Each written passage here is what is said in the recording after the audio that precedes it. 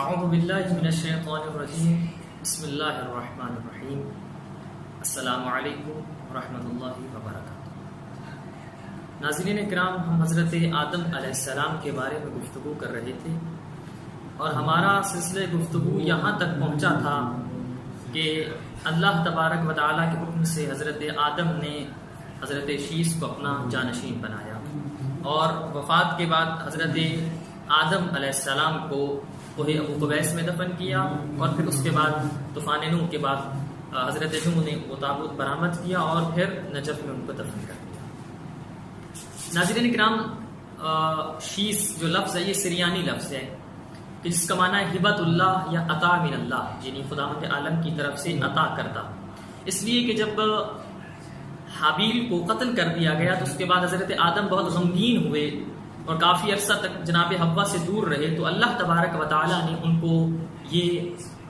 حضرت شیس جیسا بیٹا عطا کیا، تو گویا بطور ہدیہ ان کے غم کو دور کرنے کے لیے یہ بیٹا عطا کیا، اس لیے ان کا نام شیس رکھا گیا، یعنی خداوند عالم کی عطا اور خدا کا ہدیہ۔ حضرت آدم کے جانشین بن کر آپ تبلیغ دین کرتے رہے اور لوگوں کو، بنین و آدم کو اللہ تبارک و تعالیٰ کی طرف بلاتے رہے اور دینی احکامات کو لوگوں تک پہنچاتے رہے۔ یہ سلسلہ اسی طرح سے چلتا رہا یہاں تک کہ پھر اللہ تبارک و تعالیٰ نے حضرت شیس کو نبوت کے لیے منتخب فرمایا اور انہیں باقاعدہ نبی بنایا، اور نبوت کے بعد پھر بہت سارے صحیفے بھی نازل ہوئے۔ انہی صحیفوں کی روشنی میں حضرت شیس نے بہت سارے احکامات کو، توحید کے دلائل کو، بہت ساری اور جو چیزیں ہیں وہ لوگوں تک پہنچائیں، اور اسی طرح یہ احکامات بھی اللہ تبارک و تعالیٰ کی طرف سے جو آئے یہ لوگوں تک پہنچاتے رہے۔ اور پھر اپنی عمر کے آخری حصہ میں انہوں نے، جس طرح سے حضرت آدم نے یہ وصیت کی تھی، اور یہ جو حضرت آدم علیہ السلام نے وصیت کی تھی یہ کائنات کی پہلی وصیت تھی اور حضرت شیس پہلے وصی تھے، اور اس کے بعد یہ وصیت کرنے کا سلسلہ شروع ہو گیا۔ اور پھر حضرت شیس آخری عمر میں، روایت کہتی ہے کہ 912 سال کی عمر میں انہوں نے وفات پائی اور اپنی وفات سے قبل اپنی اولاد کو اکٹھا کیا اور بہت ساری وصیتیں فرمائی۔ ان وصیتوں میں سے وصیت یہ بھی تھی کہ اللہ تبارک و تعالیٰ کی عبادت کرتے رہنا، اپنی دین اور دنیا کو صحیح رکھنا، تقوی الہی پر قائم رہنا، اور جو وصیت حضرت آدم کر کے گئے تھے وہی وصیت ان سے کی کہ تم کبھی بھی اس پہاڑ سے نیچے نہیں اترنا اور اولاد قابیل سے کوئی میل جول نہیں رکھنا، کیونکہ ظاہر ہے کہ قابیل کافر ہو گیا تھا اور اس کی ساری اولاد، تو یہ وصیت کی تھی کہ آپ نے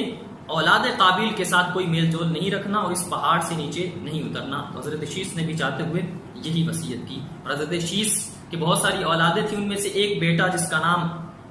انوش تھا، جس کا معنی صادق اور سچا، اپنا جانشین اس کو مقرر کر کے گئے، اور پھر یہ ذمہ داریاں جو حضرت شیس ادا کر رہے تھے وہی ذمہ داریاں جناب انوش ادا کرتے رہے اپنی زندگی کے اختتام تک۔ اور ان کی زندگی اور ان کی جو عمر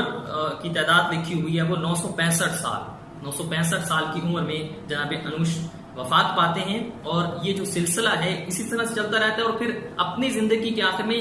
وہ بھی یہی وصیتیں کرتے ہیں اور بار بار بنین و آدم کو یہ بتایا کہ تم اس پہاڑ سے نیچے نہیں اترنا، اور جو وصیتیں اپنے والد سے انہوں نے سنی تھی وہ اپنی اولاد کو بھی وہی وصیتیں کی کہ پیچھے آپ پہاڑ سے نہیں اتریں گے اور قابیل کی جو اولاد ہے اس سے میل جول نہیں رکھیں گے۔ اس کے بعد ان کے بیٹے، جب آپ نے وفات پائی جناب انوش نے، ان کے بیٹے کینان تھے، پھر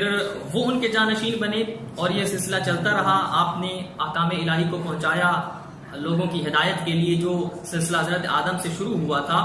وہی حضرت آدم کے احکامات کو لوگوں تک پہنچایا اور اس کی حفاظت کرتے رہے۔ ان کی اولاد جو اس وقت موجود تھی،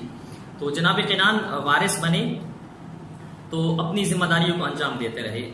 پھر حضرت جناب کینان کی وفات ہوئی تو وفات سے قبل ان کا ایک بیٹا جس کا نام مہلائیل ہے، یہ ان کا جانشین بنا۔ یہاں قابل توجہ ایک نقطہ ہے اور بہت غور طلب بات ہے۔ حضرت مہلائیل جب پیدا ہوئے انتہائی خوبصورت اور وجیح چہرے کے تھے، انتہائی خوبصورت چہرہ تھا ان کا، اور ان کے حسن و جمال کے چرچے مشرق اور مغرب میں پھیلے ہوئے تھے، اور لوگ ان سے ملنے آتے تھے اور ان کی زیارت کے لیے خاص آتے تھے، کیونکہ ان کی خوبصورتی اور حسن و جمال کے بارے میں بہت سن رکھا تھا، تو لوگ ان سے ملنے کے لیے آتے تھے اور ان کے لیے تحفے تحائف لاتے تھے۔ لیکن جب جناب مہلائیل کی بھی وفات ہو جاتی ہے تو وفات کے بعد اب وہ لوگ جو ان کو ملنے کے لیے آتے تھے وہ بہت غمگین ہو گئے، پریشان ہو گئے اور مایوس ہو گئے کہ چونکہ وہ دنیا سے چلے گئے تھے، تو جناب مہلائیل کی وفات کے بعد ان کے بیٹے یرد تھے جو ان کے جانشین بنے۔ لیکن جب لوگ آتے تھے تو وہ مایوس ہو جاتے تھے کیونکہ ان سے ملاقات نہیں ہو پاتی تھی۔ تو اس چیز سے شیطان نے کیا فائدہ اٹھایا کہ وہ ان کی اولاد کے پاس گئے اور جناب مہلائیل کی اولاد سے کہتے ہیں کہ تم ایسا کیوں نہیں کرتے، دیکھ تو کہ جناب مہلائیل تم سے ناراض ہیں، اس کی وجہ یہ کہ لوگ آتے ہیں اور وہ مایوس ہو کر چلے جاتے ہیں اور تم اس کے لیے کچھ نہیں کرتے۔ تو کہا ہم ان کے لیے کیا کریں؟ تو کہا میں تمہیں ایک مشورہ دیتا ہوں کہ آپ جناب مہلائیل کا ایک اسٹیچو بنائیں، ان کی جو شکل و صورت ہے وہ پتھر سے ان کو بنائیں اور اس پر نقاب لگا دیں، چونکہ حضرت جناب مہلائیل اتنے خوبصورت تھے کہ جب وہ چلا کرتے تھے تو اپنے چہرے کو ڈھانپ کر چلا کرتے تھے۔ تو انہوں نے کہا کہ آپ ان کی صورت بنائیں پتھر سے اور اس کو نقاب سے ڈھانپ دیں، جب لوگ آئیں تو آپ جو ہے ان سے ملاقات کروائیں۔ پھر اسی طرح سے یہ سلسلہ چلا اور اس نے مشورہ دیا تو انہوں نے پتھر کا ایک مجسمہ بنایا، لوگ آتے تھے اور خوشی سے جو ہے وہ تحفہ تحائف دیتے تھے اور اس پتھر کے ساتھ جو ہے وہ میل جوڑ رکھا انہوں نے، وہ اسی کی زیارت کیا کرتے تھے۔ پھر کچھ عرصہ یوں ہی گزرنے کے بعد شیطان نے مزید استفادہ کیا، اس سے فائدہ اٹھایا کہ ان لوگوں کو قائل کیا اس بات کی طرف کہ تم اس کی بت پرستی کیوں نہیں شروع کر دیتے۔ تو پھر اس وقت لوگ جو ہے وہ چونکہ ان سے محبت رکھتے تھے تو باقاعدہ بت پرستی کا آغاز ہو گیا اس وقت کہ پہلی دفعہ ان کے ایک اسٹیچو بنایا گیا اور پھر اسی سے جو ہے وہ بت پرستی کا آغاز ہو جاتا ہے۔ اس وقت جناب یرد کا زمانہ ہوتا ہے، جناب مہلائیل کی وفات ہو جاتی ہے، جو ان کے بیٹے یرد وہ جانشین تھے، وہ ذمہ داریاں ادا کر رہے تھے۔ لیکن حضرت جناب یرد کے بیٹے حضرت ادریس علیہ السلام کے، جس کا قرآن نے بھی تذکرہ کیا ہے، ان کی ولادت ہو چکی تھی اس وقت۔ تو اس وقت یہ بت پرستی کا آغاز ہوا اور یہ سلسلہ جو ہے وہ پھر یہاں سے شروع ہو گیا۔ یعنی گویا ہم یہ کہہ سکتے ہیں کہ حضرت ادریس کے زمانے میں اگرچہ باقاعدہ عہدہ نبوت ابھی نہیں ملا، لیکن اس وقت یہ بت پرستی کا آغاز ہو جاتا ہے اور لوگ جو ہے وہ اس کی عبادت شروع کر دیتے ہیں۔ اور پھر جناب یرد ہی کے زمانے میں چونکہ وہ جو وصیت تھی حضرت آدم سے چلتی آ رہی تھی کہ تم نے پہاڑ سے نیچے نہیں اترنا، تو انہوں نے اس وصیت کو توڑ دیا، وہ پہاڑ سے نیچے اتر گئے ان کی اولاد کے بہت سے لوگ، اور جناب جو قابیل تھا اس کی اولاد سے میل جول شروع کیا، جو کہ میں یہ پیچھے عرض کر چکا ہوں کہ قابیل کی جو اولاد تھی وہ لہو و لعب میں لہو و لعب کرتی تھی، تو ان کی اولاد سے ملے اور پھر جو ہے وہ انہی کے جیسے ہو گئے، انہی کی محفلوں میں جانا شروع کر دیا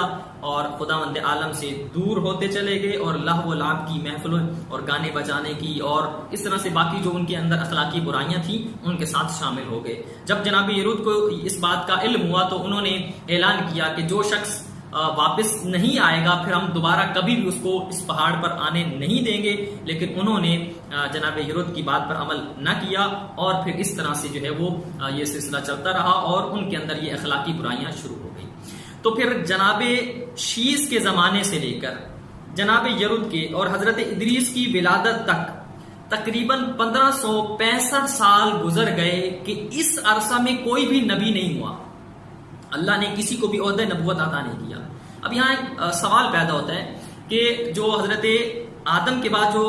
نبی بنے وہ حضرت شیس تھے، حضرت شیس کے بعد حضرت ادریس تک 1562 سال کا عرصہ بنتا ہے، لیکن اس میں کوئی بھی نبی نہیں تھا، لیکن اس کے بعد حضرت ادریس کو نبی بنایا۔ تو ہم اس کے جواب میں یہ عرض کر سکتے ہیں چونکہ اتنے عرصے میں جو جانشین بنتے رہے وہ حضرت آدم کا جو دین تھا اور حضرت شیس جن احکامات کو لائے تھے ان پر عمل پیرا کرواتے رہے اور لوگوں کو اس کی طرف دعوت دیتے رہے، لیکن چونکہ ان کے اندر ایک کوئی عقیدتی خاص بیماری پیدا نہیں ہوئی تھی، اس وجہ سے شاید کوئی نبی نہیں آیا۔ لیکن جب حضرت ادریس کے زمانے میں بت پرستی کا آغاز ہوا اور عقیدتی انحراف پیدا ہوا تو اس وقت اللہ تبارک و تعالیٰ نے حضرت ادریس علیہ السلام کو عہدہ نبوت پہ فائز کیا اور انہیں نبوت جیسی نعمت سے نوازا، اور پھر اس کے بعد جو ہے وہ حضرت شیس کے بعد 1562 سال گزرنے کے بعد حضرت ادریس علیہ السلام عہد نبوت پہ فائز ہو گئے. اور انشاءاللہ حضرت ادریس کے حوالے سے یہ سلسلہ جو ہے وہ جاری رہے گا. انشاءاللہ وہ کس طرح سے نبوت پہ فائز ہوئے، پھر کون سی ذمہ داریاں حضرت ادریس نے ادا کی. ہمارا یہ سلسلہ گفتگو جاری رہے گا.